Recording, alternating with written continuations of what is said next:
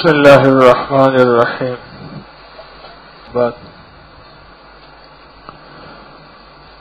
انسان کی زندگی کے دن رات محض اس کے فضل و کرم سے ہی گزر رہے ہیں. جہاں اس کا فضل اور کرم ہٹ جاتا ہے وہاں کوئی نہ کوئی حادثہ اور کوئی نہ کوئی تکلیف پیش آتی ہے.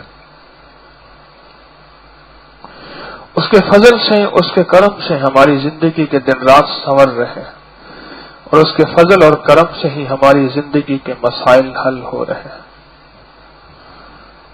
اور ناکامیاں اور پریشانیاں اور مشکلات اگر ختم ہوتی ہیں تو اسی کا فضل ہے اور اسی کا کرم ہے، اور اسی کے فضل اور کرم سے ہی مسائل کے حل ہوتے ہیں اور ہو رہے ہیں. یہ جو ہم تلاوت سن رہے اور تسبیحات کر رہے اور جو ذکر کر رہے، یہ تلاوت، یہ ذکر، یہ تسبیحات، اس کا ہماری زندگیوں پہ کیا اثر پڑتا ہے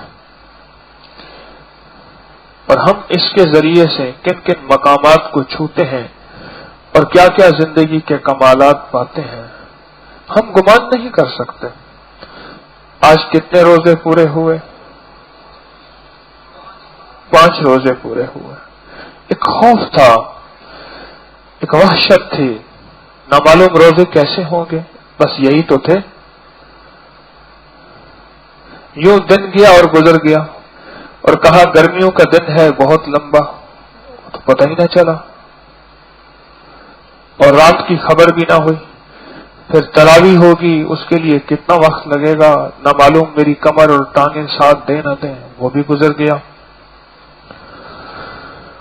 اس تھوڑی سی مشقت پہ جسے ہم نے بہت زیادہ سمجھ رکھا تھا، اللہ پاک نے اس کو اپنی رحمت سے ہمارے لیے مختصر فرما دیا. اس تھوڑی سی مشقت نے ہمارے لیے کیا کیا راہیں اور کیا کیا دروازے کھولے اور کیا کیا کائنات کے راز ہمیں اللہ نے دیے، اس کا ہمیں آج تک گمان نہیں ہے. آج تک ہمیں گمان نہیں. ابھی میں ایک آیت سن رہا تھا، لا یجلیھا لوقتھا الا ہو، لا یجلیھا لوقتھا الا ہو. ابھی انہوں نے آیت پڑھی تو ایک دم جا کے لگا. حضرت شاہ ولی اللہ محدث دہلوی رحمۃ اللہ علیہ کے دور میں ایک بہت بڑے اللہ والے تھے، ان کے ہم عصر تھے. ان کے بارے میں مشہور تھا کہ ان کی ولایت کو آج تک کوئی نہیں پہنچ سکا اور ان کے تقوی کو آج تک کوئی نہیں پہنچ سکا. وہ چیزوں کو سونگ کے بتا دیتے تھے کہ اس کو پکانے والی بانچ عورت ہے، یعنی اگر روٹی ہے، یا بیٹوں والی ہے یا بیٹیوں والی ہے، اور اس روٹی کو پکانے والی جو خاتون ہے اس کا باپ کیا کرتا تھا، کیا وہ نیک تھا، صالح تھا، فاسق تھا، فاجر تھا، گناہگار تھا، بدکار تھا، سیاہکار تھا. روٹی سے سب کچھ معلوم کر لیتے تھے اور جو حقائق وہ بتاتے تھے وہ 100% سچے ہوتے تھے. اور ان کے بارے میں یہ مشہور تھا کہ وہ لوگوں کے وضو کے پانی سے ان کے گناہ اور نیکیاں بتاتے تھے. وہ لوگوں ان کے بارے میں یہ مشہور تھا، وہ پیشانی کو دیکھ کے انسان کی زندگی کا نظام بتا دیتے تھے. اور ان کے بارے میں یہ بات عمومی تھی کہ ان کے خواب، اگر ان کے سامنے خواب کو بیان کر دیں اور وہ جیسی تعبیر دے دیتے تھے ویسا ہو جاتا تھا. اور بھی اس طرح کی بے شمار باتیں. بڑے بڑے لوگوں کو تجسس ہوا کہ ان کی کون سی عبادت ایسی ہے جس عبادت کو وہ کرتے ہیں. کئی لوگ ان کے مہمان بنے، کئی لوگ ان کے خادم بنے، اور کئی لوگ ایسے ہیں کہ جو ان سے دوستی کی کہ کسی طرح اس راز کو پہنچیں جس راز کے ذریعے آج تک وہ بہت بڑے بنے. اتنا کمال، اتنی ولایت، اتنا کشف، اتنی روحانیت، اتنی برکت اور اتنی اللہ کے خزانوں سے وسعت اور اتنا حجاب الابصار کہ اللہ پاک نے ان کے سامنے پردے ہٹا دیے، پردے کھول دیے. جو دوست بنے وہ بھی اس راز کو نہ پہنچ سکے، جو خادم بنے وہ بھی اس راز کو نہ پہنچ سکے، اور جنہوں نے خدمت کی اور دوستی لگائی یا مرید ہوئے اور دن رات سفر حضر میں زندگی گزاری وہ بھی اس راز کو نہ پہنچ سکے. کیوں؟ کہ جو عبادات زیادہ سے زیادہ کوئی کرنے والا تھا، تسبیحات زیادہ سے زیادہ کوئی کرنے والا تھا، اعمال زیادہ سے زیادہ کوئی کرنے والا تھا، دیکھا کہ مجھ سے زیادہ تو عبادت نہیں کرتے، جتنی میں کرتا ہوں اتنی وہ بھی کر لیتے ہیں، جتنے اعمال میں کرتا ہوں اتنے وہ بھی کر لیتے ہیں۔ اب سوچنے لگا کہ کون سی ایسی عبادت ہے، کون سا ایسا عمل ہے جس عمل کو انہوں نے کیا یا کرتے ہیں، اور وہ سارا کچھ سامنے آیا تب بھی احساس نہ ہوا، پتہ نہ چلا کہ یہ کرتے کیا ہیں۔ آخرکار لوگوں نے خواتین کے ذریعے ان کی بیوی کی طرف رجوع کیا، عورتوں نے عورتوں کی طرف رجوع کیا۔ بیوی بھی نہ بتا سکے میری ساری زندگی ان کے ساتھ گزری ہے۔ ایسا ہو تو جاتا ہے جو لوگ کہتے ہیں کہ ان کی کشفی کیفیات، ان کو غیب کی خبریں اللہ کے امر سے بتانا اور دوسری چیزیں، لیکن اس کا راز مجھے بھی پتہ نہیں۔ علماء کی ایک بہت بڑی جماعت ان کے پاس گئی تو انہوں نے کہا یہ میرے اوپر محض اللہ کا فضل ہے اور میرے اوپر اللہ کا کرم ہے، باقی میں آپ کی طرح ہی عبادات ٹوٹی پھوٹی جو کر لیتا ہوں، اور یہ لوگوں کو بھی خبر تھی۔ اب کرتے کرتے کرتے کوئی اس راز کو نہ پہنچ سکا۔ جیسے کہ ہمارے بر صغیر میں ایک دوا نکلتی تھی، اس کا نام تھا امرت دھارا، اور آج بھی ریلوے روڈ لاہور میں امرت دھارا بلڈنگ ہے۔ ایک ہندو یہ دوا نکالتا تھا اور اس دوا کے اجزاء کے راز کے لیے بہت بڑے بڑے لوگوں نے تیر مارے، لیکن آج تک اس کے راز کو کوئی نہ پہنچ سکا۔ لیکن بعد میں وہ نسخہ واضح ہو گیا جب 1947 کی تقسیم ہوئی، لیکن وہ ایسی دوا تھی جو ہر گھر میں ہر در میں موجود ہوتی تھی اور بہت ہی زیادہ بکتی تھی۔ بلا مبالغہ لاہور میں وہ بندہ بناتا تھا اور اس دوا کی وجہ سے بہت بڑی بلڈنگ اس نے بنائی، امرت دھارا بلڈنگ، اس کا نام بھی رکھا، اب بھی وہ موجود ہے، لیکن اس کے اجزاء اس کی زندگی میں آج تک کوئی نہ پہنچ سکا۔ بالکل ایسے ہی اس روحانیت کے اجزاء کہ اس درویش کی روحانیت کا راز کیا ہے، کمال کیا ہے، خاتون خانہ کے ذریعے بھی نہیں اس راز کو پہنچ سکے، اولاد کے ذریعے بھی اس راز کو نہ پہنچ سکے۔ معلوم ہوا کہ ان کا کوئی راز ہے اللہ اور بندے کے درمیان جو آج تک کوئی بندہ اس تک پہنچ نہ پایا۔ آخرکار زندگی کے آخری لمحات میں جب ان کی سانسوں کے تانے بانے انہیں احساس ہوا کہ اب ٹوٹنے والے ہیں اور دم واپسی ہے، وقت اخیر ہے، تو انہوں نے اپنے خاص بندوں کو، علماء کو اور کچھ لوگوں کو بلایا اور بلا کے فرمانے لگے اصل بات یہ ہے کہ میں زندگی میں ابتدا میں بہت زیادہ درود پاک پڑھتا تھا اور درود پاک بہت پڑھتا تھا، تو درود پاک پڑھتے پڑھتے پڑھتے ایک رات مجھے غنودگی آئی تو خواب میں حضرت خضر علیہ السلام سے ملاقات ہوئی تو آپ نے فرمایا تیرے درود نے اللہ کی رحمت کو اتنا تیری طرف متوجہ کر دیا ہے، میں بھی تیری زیارت کرنے آیا ہوں، میں بھی تیری ملاقات کرنے آیا ہوں، مانگ کیا مانگتا ہے؟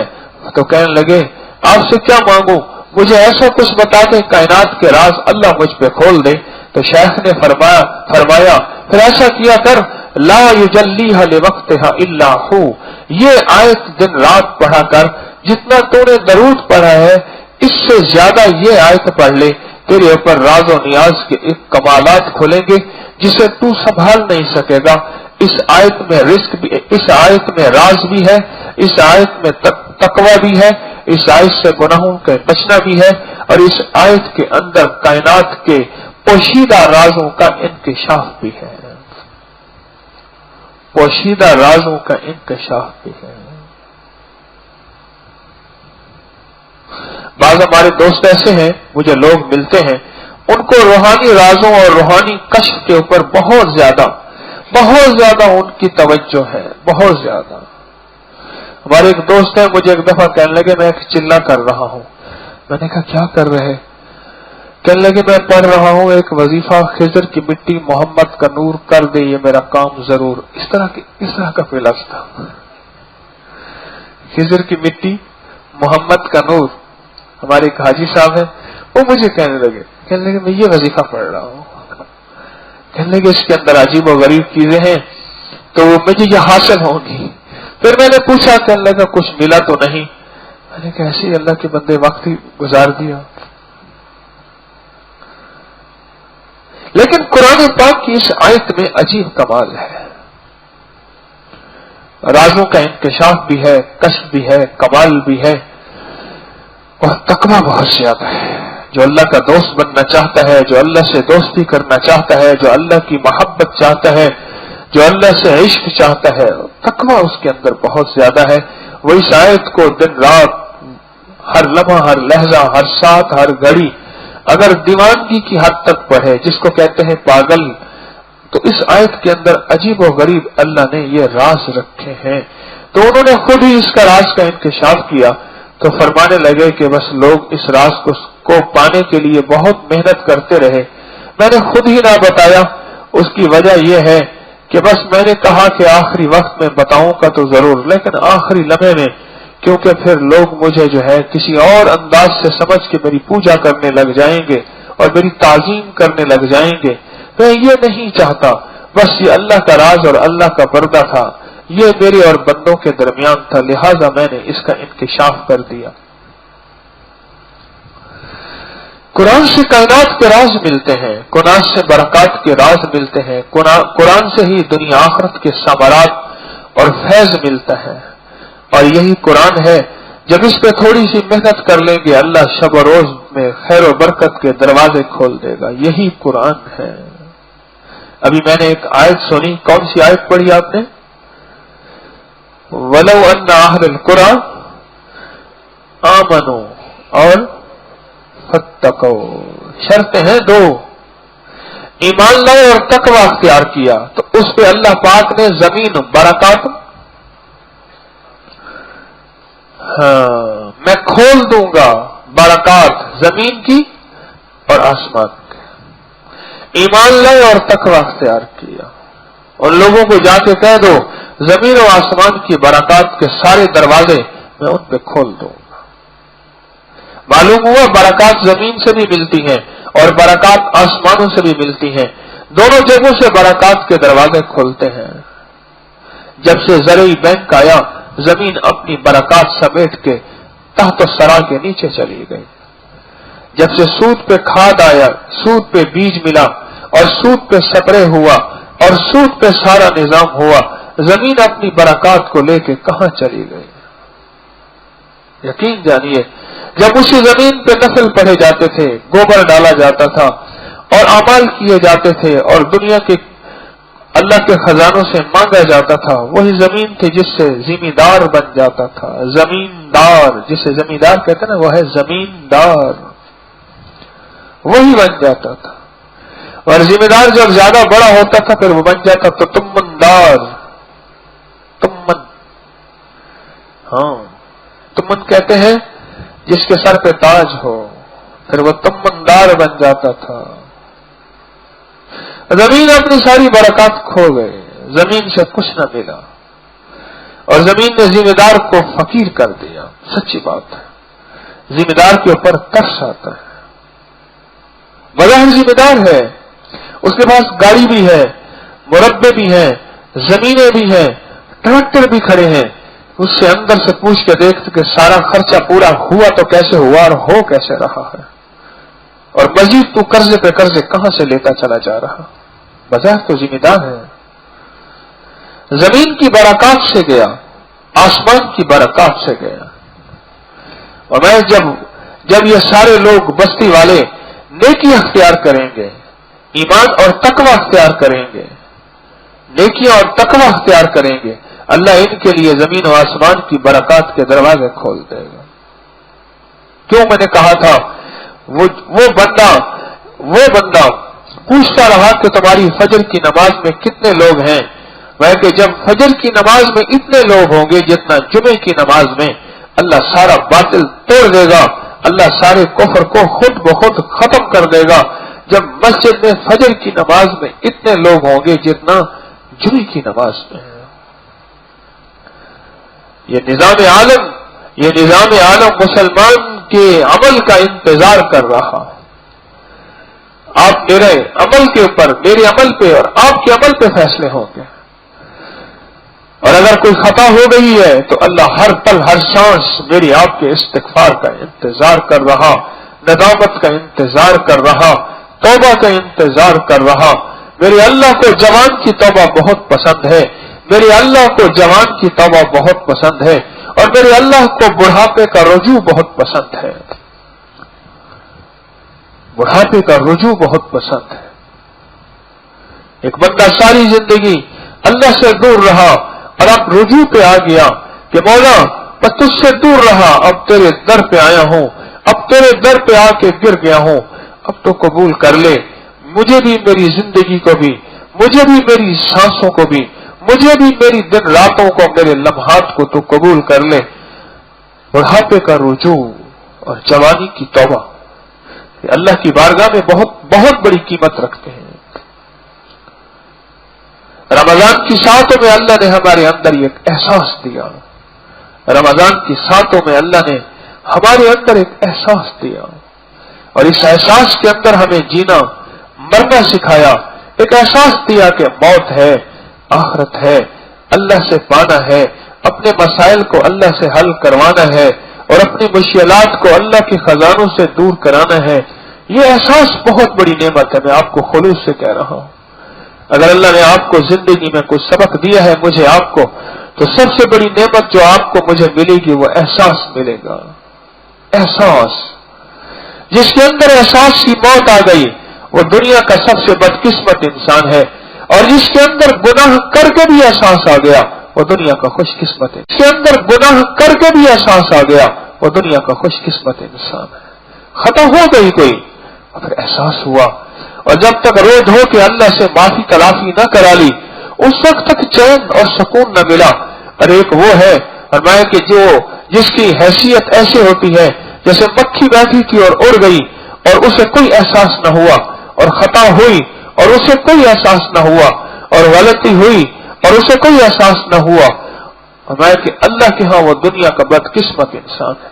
کہیں ایسا نہ ہو اس بے حسی میں موت نہ آ جائے، اس بے حسی میں موت نہ آ جائے۔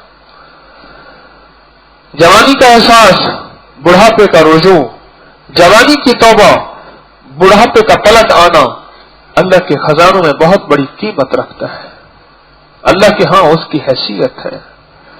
رمضان کا ایک ایک لمحہ ایسا ہو جس میں میری مشق ہو، میں بھی کروں محتاج ہوں، آپ بھی کریں، اس میں میں کوئی گناہ نہ کروں اور گناہ سے بچوں۔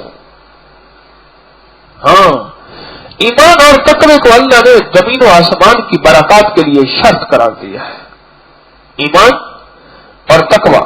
اور میں نے پہلے بھی آپ سے عرض کیا تھا، تقوی کرنے کو نہیں کہتے، تقوی نہ کرنے کو کہتے ہیں۔ عبادت بہت زیادہ، اس کے کرنے کو تقوی نہیں کہتے، بلکہ گناہوں نہ کرنے اور گناہوں سے بچنے کے نام کو تقوی کہتے ہیں۔ اللہ نے ایمان اور تقوی کو، کائنات کے نظام کو میرے آپ کے موافق بنانے کے لیے شرط قرار دیا ہے کہ کائنات کا نظام میرے آپ کے موافق ہو، شرط قرار دیا ہے۔ یہ بہت بڑی بات ہے کہ اگر ہم اپنے سارے نظام کو اپنے موافق بنانا چاہتے ہیں، اور صحابہ کرام کے ساتھ یہ نظام تھا، سارا نظام ان کے موافق تھا، اہل بیت کے ساتھ یہ نظام تھا، سارا نظام ان کے موافق تھا۔ روزانہ جہاد ہوتا تھا، پھر شام ہوتے ہی دونوں طرف سے تلواریں رک جاتی تھیں، پھر دوسرے دن شروع ہوتا تھا۔ آخر اس صحابی نے اللہ کے حبیب صلی اللہ تعالی علیہ وسلم کے غلام نے اللہ کی بارگاہ میں عرض کیا، مولا آج سورج کو یہیں تھما دے، اور سورج تھم گیا، اور فیصلہ کرا دے، اور فیصلہ ہو گیا، مسلمانوں کو فتح ہو گئی۔ اس کے بعد سورج ڈوب گیا۔ زمین و آسمان کی برکات اور زمین و آسمان کا نظام ان کے موافق تھا۔ جنگل میں گئے اور جنگل میں جا کے اعلان کیا، جنگل کے درندوں پرندوں چرندوں اور جنگل کے جانوروں، ہم کملی والے کے غلام یہاں بسیرا کرنا چاہتے ہیں، لہذا جنگل کو خالی کر دو۔ دیکھا تو ہر جانور اپنے منہ میں بچے ڈالے بھاگا جا رہا، اور سارا کا سارا جنگل خالی ہو گیا۔ میں نے ایک جگہ یہاں تک پڑھا، وہ جنگل آج بھی درندوں سے محفوظ ہے۔ 14 صدیوں کے بعد آج بھی اس جنگل کے اس حصے میں جہاں میرے آقا مدینے والے کے غلاموں نے جا کے اعلان کیا تھا، اس جنگل کے اس حصے میں آج بھی سانپ بچھو درندے نہیں ہے اور وہ محفوظ ہے، اور لوگ جب بھی وہاں جاتے ہیں سکون سے سوتے ہیں، انہیں احساس ہے یہاں کچھ نہیں ہے۔ ہاں، زمین ہلی ہے اور زمین پہ کوڑا مارا ہے، کیا اے زمین تیرے اوپر انصاف نہیں ہو رہا؟ زمین و آسمان کا نظام ان کے موافق تھا ایمان اور تقوی کی وجہ سے۔ آگ آ رہی ہے، حضرت تمیم داری رضی اللہ تعالی عنہ نے اللہ اکبر کہتے ہوئے چادر کے ساتھ آگ کو سمیٹا، اور مدینہ کی جس پہاڑی سے آگ لاوا نکلا تھا اور وہاں آگ واپس چلی گئی، اوپر پتھر رکھ دیا، آج 14 صدیاں ہو گئی پھر آگ نہیں نکلی۔ زمین و آسمان کا نظام موافق تھا، زمین و آسمان کا نظام موافق تھا، ہوائیں چل پڑتی تھیں، فضائیں بدل جاتی تھیں، اور زمین و آسمان کا نظام ان کے موافق اس لیے ہوتا تھا، ان کے اندر دو چیزیں تھیں، ایک ایمان اور تقوی تھا۔ یہ ایمان اور تقوی تسبیح خانے کے قیام میں ہم نے سیکھنا ہے، یہ ایمان اور تقوی اس رمضان میں اس کی تکمیل کرنی ہے، یہ ایمان اور تقوی تسبیح خانے میں اس کی منازل طے کرنی ہے، یہ ایمان اور تقوی تسبیح خانے کی نسبتوں سے اللہ سے مانگنا بھی ہے، اللہ سے منوانا بھی ہے، اور اس کو اپنے اندر بڑھوانا بھی ہے۔ ساری صحابیت ایمان اور تقوی کے ساتھ، سارے اہل بیت ایمان اور تقوی کے ساتھ، سارے فقیہ، سارے ولی، سارے کتب، سارے ابدال، سارے غوث اور سارے کلندر ایمان اور تقوی کے ساتھ۔ ایمان اور تقوی ان سے نہیں ہے تو ولی کس چیز کے ہیں؟ قرآن کہتا ہے یہ دو چیزیں لے آؤ، زمین و آسمان کی برکات۔ آج کی آپ نے آیت میں سنا، تلاوت میں سنا، زمین و آسمان کی برکات کے میں دروازے کھول دوں گا میرا رب کہتا ہے، اور ایسا ہوا ہے، ایسا ہوا ہے۔ یا رسول اللہ صلی اللہ تعالی علیہ وسلم، بس اب آپ کھانا بند فرما دیجئے۔ حضرت بلال آئے، آپ سحری فرما رہے ہیں، آپ کھانا تناول فرماتے رہے، پھر حاضر ہوئے بارگاہ رسالت مآب میں کہ آقا کھانا تناول بند کر دیجئے۔ پھر حاضر ہوئے اور کہا کہ اللہ کی قسم وقت ختم ہو گیا، کھانا بند کر دیجئے۔ میرے آقا نے کھانا تناول فرمانا بند کر دیا، اور پھر بعد میں فرمایا پہلے بھی وقت ختم نہیں ہوا تھا، پھر بھی وقت ختم نہیں ہوا تھا، اور پھر بھی وقت ختم نہیں ہوا تھا، جب اس مدینے والے کے غلام نے قسم اٹھایا اللہ نے وقت ختم کر دیا۔ زمین و آسمان کا نظام موافق بن گیا، موافق بن گیا۔ آپ آقا تشریف لے گئے معراج پہ تو قدموں کی آہٹ، پوچھا یہ کون؟ فرمایا کہ حضرت بلال صبح چل رہے، وہ ان کے چلنے کی قدموں کی آہٹ آسمانوں پہ آ رہا ہے۔ یہ چیز رمضان میں میں نے آپ نے اللہ سے منوانی ہے، امت کے لیے بھی، عالم کے لیے بھی، انسانیت کے لیے بھی، اپنے لیے بھی۔ بخیل نہ بنے، لمبی دعائیں مانگیں، اور عالم کے لیے مانگیں، اور انسانیت کے لیے مانگیں، اور پوری انسانیت پورے عالم کے لیے رو کے مانگیں۔ انہیں بھی دے دے مولا، جنہیں خود مانگنا نہیں آیا انہیں بھی دے دے، جنہیں مانگنے کی ضرورت ہی نہیں ہے وہ کہتے ہیں تو رب ہی نہیں ہے، نعوذ باللہ، مولا انہیں بھی دے دے۔ جنہوں نے رب تو مانا لیکن رب کے ساتھ شریک مانا، اللہ انہیں بھی دے دے جو شرک کرتے ہیں، انہیں بھی دے دو جو بدعت کرتے ہیں، انہیں بھی دے دے جو صحابہ کو گالیاں دیتے ہیں، انہیں بھی دے دے جو اہل بیت کو برا بھلا کہتے ہیں، انہیں بھی دے دے جو رب کے بارے میں اچھا گمان نہیں رکھتے، انہیں بھی دے دے جو مدینے والے کے بارے میں برا گمان رکھتے ہیں۔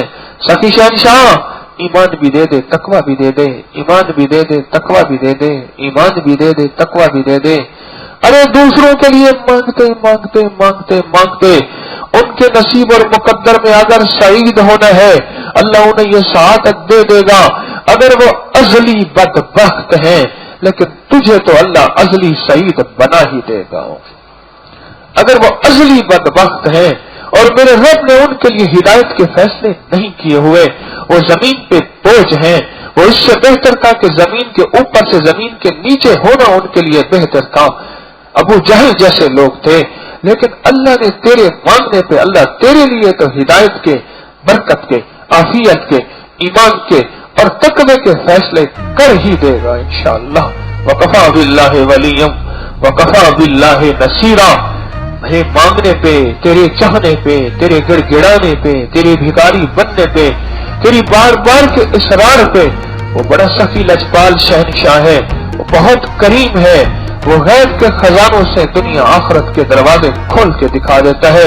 वो मांगने वाले सवाली को खाली नहीं भेजता, वो भिखारी बनने वाले को इस दुनिया में भी देता है, आखिरत में भी देता है, रूह भी देता है, रूहानियत भी देता है, जिस्म भी देता है, माल भी देता है, हुस्न भी देता है, जमाल भी देता है, बेटे भी देता है, रिस्क भी देता है, मांगने वाले को।